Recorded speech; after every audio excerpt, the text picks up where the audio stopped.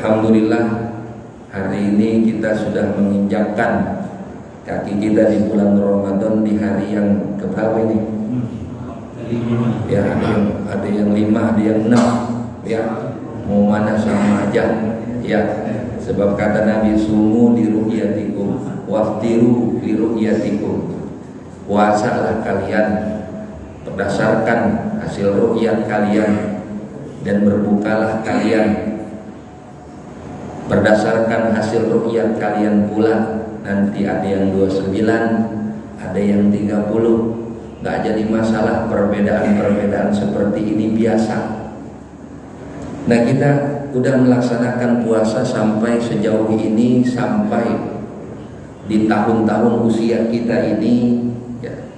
Cuman balik lagi, kita pahami lagi lebih dalam apa itu makna puasa, bagaimana hukumnya, kemudian juga dalil-dalilnya yang mewajibkan puasa itu apa, dan puasa Ramadan itu syariatnya itu seperti apa.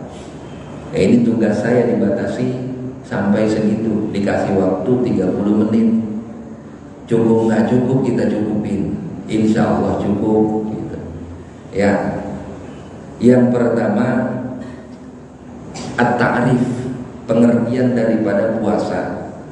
Puasa itu atau dalam bahasa Arab yang sering kita dengar adalah as-saumu atau as-siyam. Saum dan siam sama, satu akar kata. Kalau dalam gramatikal Arab yang namanya saum ini adalah isim masdar. Kalau siam itu adalah masdar taukid dari kata soma yasumu sauman siaman. Nanti kalau kita belajar ilmu shorof ketemu tuh ya, soma yasumu sauman siaman. Apa maknanya? Saum menurut bahasa itu adalah al-imsak. Apa itu al-imsak? Al-imsak itu artinya menahan, baik menahan dari segala sesuatu.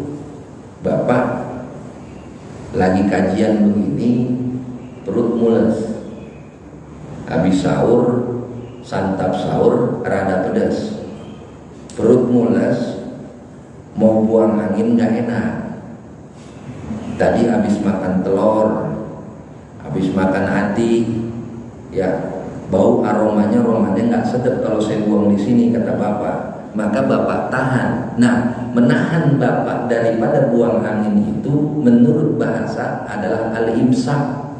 Bisa dikatakan as-saum atau as-siyam. Nah, ini arti puasa menurut bahasa. Coba kita lihat kejadian yang terjadi oleh Siti Maryam. Nah, kenal Siti Maryam, Pak? Siapa punya anak? Anaknya namanya siapa? Nabi Allah Isa alaihi salam. Ada bapaknya? Ada nggak? Nggak ada. Ya. Zaman sekarang perempuan nggak mau kalah sama Siti Maryam. Banyak punya anak nggak punya bapak.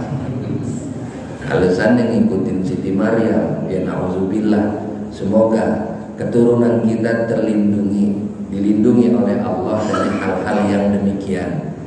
Nah, Siti Maryam ketika setelah beliau selesai melahirkan, bingung mau pulang, takut ditanya sama orang-orang kampungnya, Maryam yang dikata wanita suci kok bisa punya anak tanpa punya suami?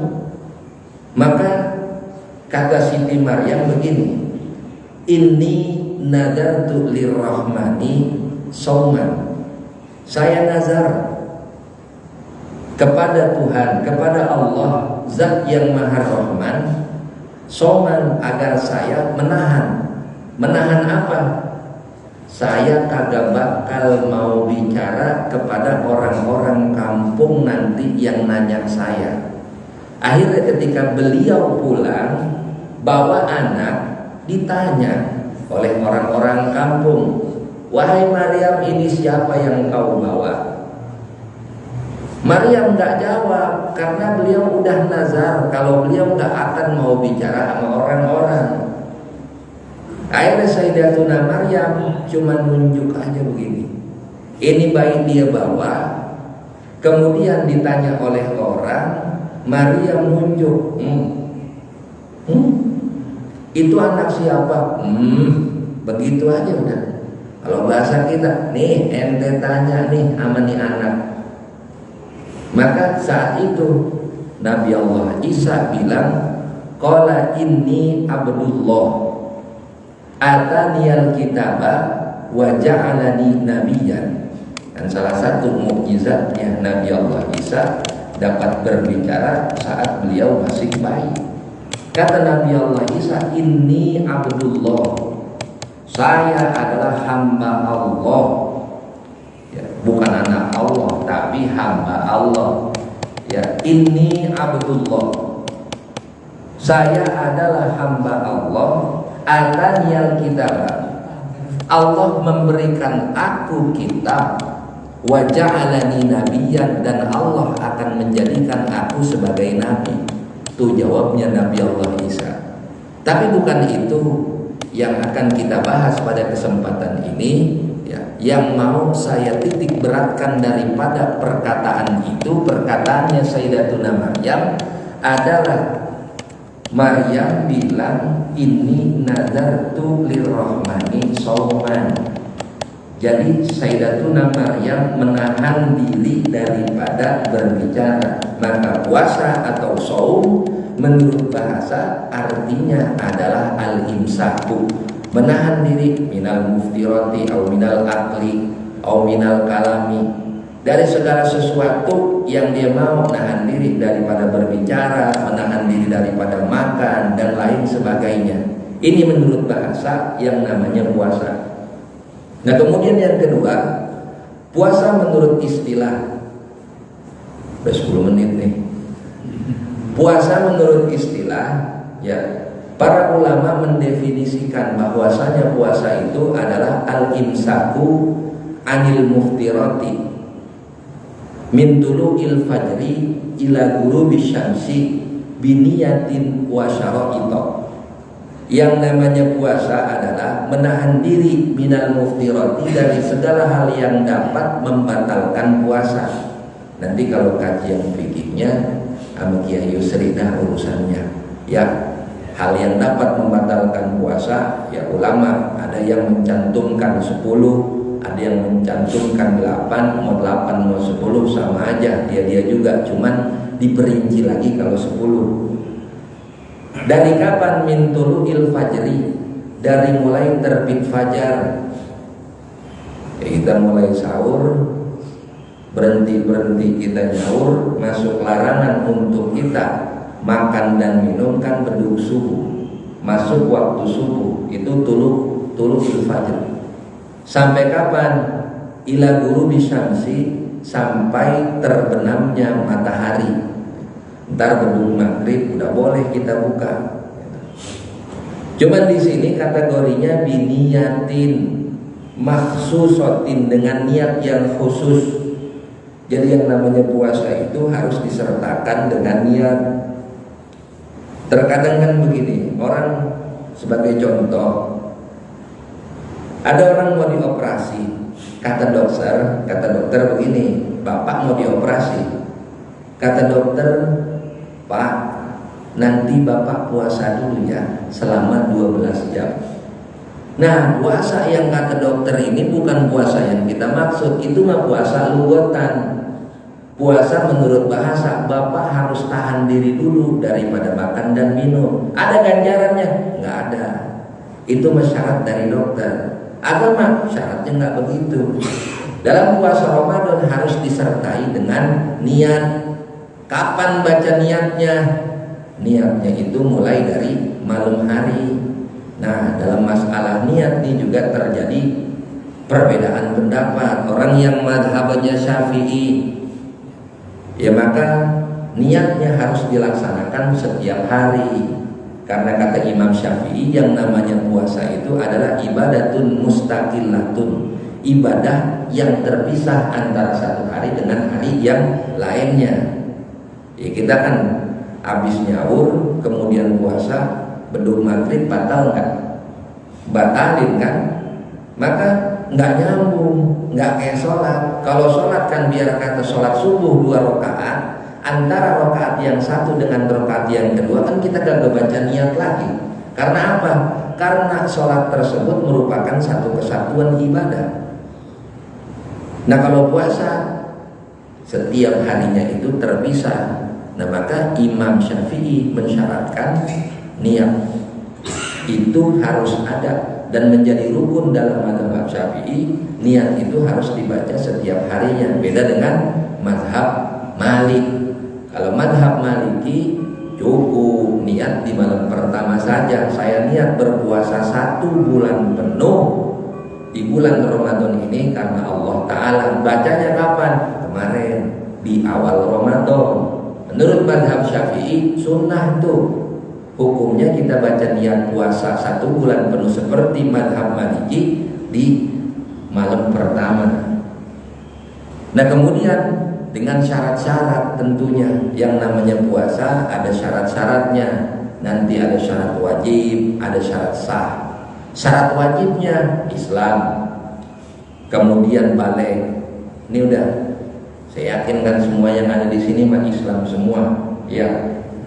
Nah kalau lempengan masalah balik, udah balik belum nih? Ini syarat wajib puasa. Yang kedua, udah lewat, ya berarti alhamdulillah udah balik gitu. Kemudian syarat sah puasa yang ketiga al-akil, dia kudu berakal. Maka orang gila nggak wajib puasa. Jadi kalau satu waktu kita ketemu orang dia kagak puasa, boleh jadi syarat wajibnya kurang. Ya jangan main kita omelin aja Pak. Kan masing-masing orang punya syaratnya. Ya jadi jangan kita omelin. Ntar ketemu orang yang lagi minum es, boleh jadi syarat wajib puasanya belum tercukupi. Oh mungkin dia bukan Islam. Oh bukan Islam apaan? Orang tadi juga sholat subuh di Al-Muharram. Ya mungkin belum balik. Belum balik apa, cucunya udah 3. Oh mungkin syarat yang ketiga belum tercukupi. Apa itu? Orang gila. Bapak yang bilang bukan saya. Nah kemudian syarat yang keempat, orang wajib berpuasa manakala dia itu sanggup untuk melaksanakan puasa. Maka ada beberapa orang yang diperbolehkan oleh syariat untuk tidak melaksanakan puasa Ramadan. Di antaranya orang yang sakit, ya sakit keras, kata dokter, bapak nggak boleh puasa sebab bapak wajib minum obat sehari 3 kali. Maka jangan menentang perintah dokter. Jangan sampai kita bilang nggak apa-apa kalau nanti saya mati di bulan Ramadan selagi saya puasa, oh mati syahid saya. Oh itu bukan mati syahid Pak, mati sangit namanya. Kenapa? Dokter lebih paham kesehatan daripada kita, ilmunya dia punya. Orang yang bekerja keras, tukang pacul, tukang gali, kalau dia puasa lemas Pak, nggak kuat gali, nggak kuat pacul, maka boleh dia nggak puasa Ramadan. Tapi nanti di luar daripada bulan Ramadan wajib orang-orang tersebut untuk menggantinya dan lain sebagainya. Banyak masalah orang yang diperbolehkan untuk tidak melaksanakan puasa. Nah dari takrif kita lanjut ke dalil. Sebelum dalil hukumnya dulu dah. Hukum puasa itu apa sih? Hukum puasa itu macam-macam. Yang pertama, ada puasa yang hukumnya wajib, seperti puasa Ramadan. Nah yang kita lagi jalanin nih hukumnya wajib. Kemudian juga ada yang namanya puasa nazar, hukumnya wajib. Ada juga yang namanya puasa kafarat. Ada kafarat zihar, macam-macam kafarat wajib puasa. Di antara contoh puasa kafarat, orang suami istri berhubungan badan ya pada saat sedang berpuasa Ramadan, maka kena kewajiban kafarat. Kafaratnya apa? Dia wajib untuk melaksanakan puasa selama 2 bulan berturut-turut. Udah 2 bulan, hampir 2 bulan, 60 hari, hari ke-59 batal, ulang lagi dari awal. Nah ini puasa kafarat gitu. Ya maka jangan coba-coba Pak. Ya Ramadan aja yang 30 hari ngeluh-ngeluh, ya ngeliatin jam mulu, edah maghrib lama amat, rasa-rasanya ini jam kayaknya pengen kita puter aja. Nah ini hukum yang pertama wajib. Yang kedua ada yang namanya puasa sunnah. Ya sunnah berpuasa kapan? Contoh puasa hari Arafah, sunnah hukumnya bagi orang-orang yang tidak melaksanakan haji. Cuman bagi mereka yang melaksanakan haji nggak disunahkan untuk berpuasa. Kenapa? Mereka membutuhkan tenaga yang ekstra dalam pelaksanaan ibadah hajinya. Sama juga dihukumi sunnah puasa Senin Kemis. Yang ketiga ada juga puasa yang diharamkan. Oh emang ada puasa haram? Ada. Ini haram ini terbagi dua.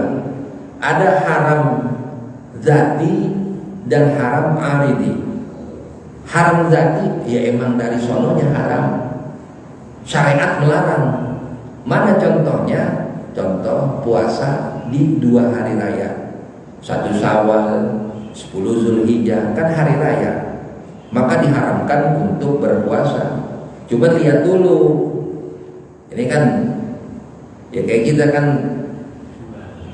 berbeda untuk penetapan semisal 1 Syawalnya, ya semisal ini hari apa? Sabtu, contoh yang Muhammadiyah hari Minggu udah Lebaran, ya itu Muhammadiyah. Kalau Muhammad saya hari Senin gitu, ya ada yang versi Muhammadiyah, ada yang versi semisalkan NU. Muhammadiyah hari Minggu Lebaran, NU Lebarannya Senin. Nah yang Muhammadiyah maka haram untuk berpuasa di hari Minggu. Jangan kita yang lebaran hari Minggu, kawan kita yang lebaran hari Senin, wah ente haram berpuasa di hari Minggu ini. Loh emang apa? Ini 1 Syawal. Nah, hitungannya beda. Ya jangan yang makan siapa, yang bayar siapa. Salah. Ya karena yang mudah menentukan 1 Syawal keyakinannya si fulan, maka si fulan diharamkan berpuasa pada 1 Syawal tersebut. Tapi yang lain kalau belum meyakini hari Minggu jatuh 1 Syawal, maka masih wajib dia berpuasa. Pun sebaliknya, kata yang belum lebaran, oh ente dosa nggak puasa hari ini, kan lebarannya hari Senin. Itu versi ente, versi saya beda, saya hari Minggu. Ya, maka masing-masing ada aturannya, masing-masing punya batasannya. Ya, satu sama lain jangan saling menghakimi. Jalanin keyakinannya masing-masing, sama silahkan. Nah kemudian ada juga puasa yang diharamkan selain 2 hari raya, yaitu 3 hari tasyrik, 11, 12, 13 Zulhijjah. Maka di 5 hari ini puasa diharamkan oleh syariat. Ini adalah haram zati. Ada juga yang namanya haram aridi. Haram aridi itu haram faktor X. Asal puasa menurut syariat kagak haram. Contoh puasa Senin Kemis hukumnya apa? Sunnah. Tapi bisa jadi diharamkan. Bagi siapa? Nih yang di belakang, ibu-ibu. Ya, puasa sunnah kalau mereka nggak izin sama suaminya, ya maka puasa tersebut bisa haram. Jadi ibu-ibu kalau mau puasa sunnah itu harus izin sama suami. Kaidahnya gimana? Kok bisa begitu? Senin Kemis hukumnya apa tadi? Sunnah. Sedangkan mematuhi atau patuh terhadap suami hukumnya wajib. Ya bapak jangan kenceng-kenceng, saya tahu wajib pak. Oh ya lempongan wajib, iya wajib memang. Patuh terhadap suami hukumnya wajib. Jangan sampai yang sunnah ngalahin yang wajib. Jadi ibu yang di belakang kalau mau puasa sunnah izin dulu sama suami. Nih, oh suami istri mau ibadah nggak dikasih. Ibadah itu kan bagus. Parah banget nih tetangga saya, entar dulu pak, ini urusan rumah tangga orang. Boleh jadi suaminya polisi, tugas luar, liburnya cuma hari Senin. Namanya hajat, Pak. Ya, kita kagak tahu kan datangnya kapan. Boleh jadi saat libur si suami pengen, si istri lagi puasa, nggak pakai izin. Tapi kalau suami nuntut, wajib nih si istri batalin puasa sunnahnya. Ya kalau kita mah enak hari-hariannya, apalagi pensiunan, lah sehari-hari di rumah, mau hajat mah kapan aja bisa dilaksanain. Ya, cuman kan yang liburnya seminggu sekali, apalagi kalau liburnya Senin doang, baru ketemu anak bini Senin, ya seminggu nggak dapet, botak rambut. Jadi ibu kalau mau puasa sunnah izin dulu sama suami. Tapi kalau puasa wajib nggak perlu. Semisal kodok kan wajib, ya. Dan puasa wajib yang lainnya, nggak perlu izin sama suami. Tapi bagusnya adabnya, kalau mau puasa semisal kodok, ya izin biar suami tahu. Yang ngeri-ngeri suami nggak tahu diterjang aja, kan berabe, ya. Nah ini masalah hukum puasa. Dalilnya, dalil mah kita paham semua. Dalil kewajiban berpuasa ada di dalam Al-Quran surah Al-Baqarah ayat 183. Allah subhanahu wa ta'ala berfirman, A'udzu billahi minasyaitonir rajim. Ya ayyuhalladzina amanu kutiba alaikumussyam kama kutiba alal ladzina min qablikum la'allakum tattaqun. Ini dalil dari Al-Quran. Hadis mana hadisnya? Jelas banyak hadis yang menyebutkan kewajiban-kewajiban berpuasa. Salah satunya hadis yang paling dasar, Bunyal Islamu ala khamsin, syahadatu an la ilaha illallah wa anna muhammadar rasulullah, wa tuqimus salata wa tu'tiz zakata wa tasumur ramadan wa tuhijjul baiti man istata'a ilaihi sabila. Nah, hadis ini ya memang nggak ada kata-kata wajib berpuasa Ramadan. Tapi dalam hadis ini Rasul katakan Islam itu dibangun oleh 5 hal. Di antara 5 hal tersebut adalah puasa Ramadan. Kalau salah satu dari 5 hal tersebut tidak kita jalankan, maka bangunan nggak bakalan kokoh. Ini masjid terbangun karena ada pondasi-pondasi, ya. Ini masjid kan lengkap, pondasi ada, tiang ada, tembok ada, atap ada, maka jadi masjid. Coba kalau pondasinya nggak ada, nggak boleh angin bertiup dikit roboh ini masjid. Kenapa? Pondasi nggak kuat. Pun begitu juga Islam. Kelima hal ini harus kita jalankan supaya apa? Keimanan kita juga terpondasikan dengan kuat, nggak gampang goyah. Ijma. Yang ketiga ada ijma'ul ulama. Maka kata ulama, man ankaro wujub wasyami fahuwa kafirun. Siapa orang yang ingkar terhadap kewajiban puasa, maka orang tersebut dihukumi kafir. Kenapa? Karena munkarul ijma, ya, orang yang ingkar terhadap kesepakatan ulama dalam hukum syariat dihukumi kafir. Nasnya jelas dari Al-Quran dan hadis. Ulama sepakat bahwasanya puasa itu wajib, maka Ramadan dihukumi wajib. Lah terus bagaimana? Kalau datang bulan Ramadan ada orang yang kagak puasa namun ngaku Islam. Andai kata dia masih meyakini bahwasanya puasa Ramadan itu wajib, maka dia masih disebut Islam. Tapi Islamnya ini ya masuk ke dalam kategori fasik. Orang yang jelas-jelas kuat, pagi subuh tadi sebelum subuh nyaur, entar jam 9 nyaur lagi di tenda biru, kakinya doang yang kelihatan, badannya kagak. Nah orang yang model begini, andai kata dia Islam dan dia termasuk orang yang dikategorikan kuat untuk melaksanakan ibadah Ramadan atau puasa Ramadan, dia nggak puasa tapi dia yakin bahwasanya puasa itu wajib, maka orang yang begini dinamakan orang fasik, ya. Dia mukmin tapi mukmin dalam kategori fasik. Ya, mukmin itu ada beberapa tingkatan, salah satunya adalah fasik gitu. Dan kemudian syariat, kurang dari 5 menit nih. Syariat, sejak kapan yang namanya puasa itu diwajibkan? Nah, syariat berpuasa ini mulai muncul, mulai ada pada tahun kedua Hijriah. Kalau tahun kedua Hijriah berarti Rasul masih di Mekah apa udah di Madinah? Udah di Madinah. Tahun kedua Hijriah mulai diwajibkan puasa Ramadan. Ya. Rasul tinggal di Yathrib atau yang sekarang bahasa kita sebagai Madinah, tinggal di sana selama 10 tahun. Selama Rasul tinggal di Madinah 10 tahun, Rasul menjalankan ibadah puasa Ramadan di Madinah selama 9 tahun. Jadi seumur-umur Rasul 63 tahun, beliau melaksanakan ibadah puasa Ramadan cuma 9 tahun. Kenapa begitu? Karena diwajibkannya pada tahun kedua Hijriah. Usia Rasul kan 63.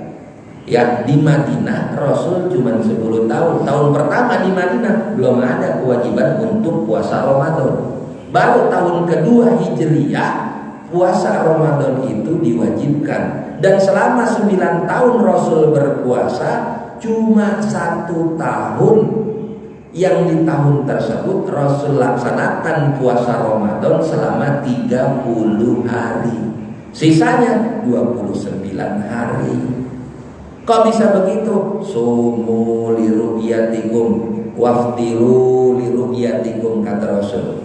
Emang lempengan di hari yang 30 sempurna, ru'yatnya Rasul itu sempurna 30 hari. Dan sisanya yang 8 tahun emang ru'yatnya dapat di tanggal 29 gitu. Jadi Rasul puasa selama 30 hari cuma 1 tahun, dan puasa yang sisanya selama 8 tahun itu 29 hari. Jadi kita jangan ribut 29 30 29 30. Wong Rasul pernah puasa 30, pernah puasa 29 hari. Yang kita ributin yang 28 hari. Nggak ada dalam kalender Hijriah tanggalan sampai 28, nggak ada. Hijriah itu 29 minimal, nggak ada di bawah 29. Maksimal 30, nggak ada 31, itu Hijriah. Dan puasa ini apakah syariat khusus umatnya Nabi Muhammad? Enggak. Allah katakan, kutiba alaikumusiyam kama kutiba alal ladina min qablikum. Ya, kama kutiba. Nah, kaf di sini kama adalah harfun tasbih. Untuk penyerupaan sebagaimana yang dilaksanakan oleh orang-orang sebelum kalian. Jadi umat-umat terdahulu itu juga melaksanakan ibadah puasa. Contoh Nabi Allah Adam itu juga melaksanakan puasa. Cuman ulama berbeda pendapat nih, masalah apakah diwajibkan oleh umat-umat terdahulu itu sama di bulan Ramadan, apa diwajibkannya puasanya doang.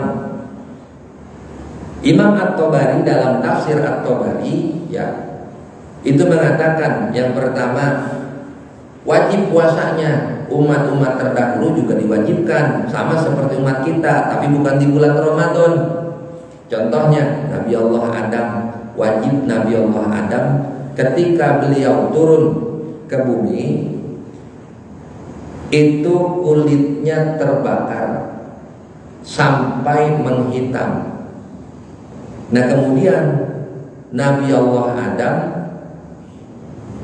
untuk mengembalikan putihnya kulit beliau berpuasa di tanggal 13. Turunlah malaikat Jibril ngasih tahu, wahai Adam, ente mau kulit ente balik seperti sedia kala? Oh iya Jibril, Kalau begitu maka berpuasalah engkau di tanggal 13, 14, 15 setiap bulannya, atau yang kita kenal dengan Ayyamul Bid, ya 13, 14, 15. Jadi ini yang perempuan, ya kalau kulitnya mau glowing, ya nggak usah beli skincare macem-macem. Nah puasa Ayyamul Bid bu 13, 14, 15 itu puasanya Nabi Allah Adam alaihi salam. Nah kemudian umat mana lagi? Dulu Allah mengutus Nabi Allah Musa kepada umat Yahudi. Umat Yahudi juga melaksanakan ibadah puasa, ya. Wakilah umat Yahudi melaksanakan ibadah puasa juga pada bulan Ramadan.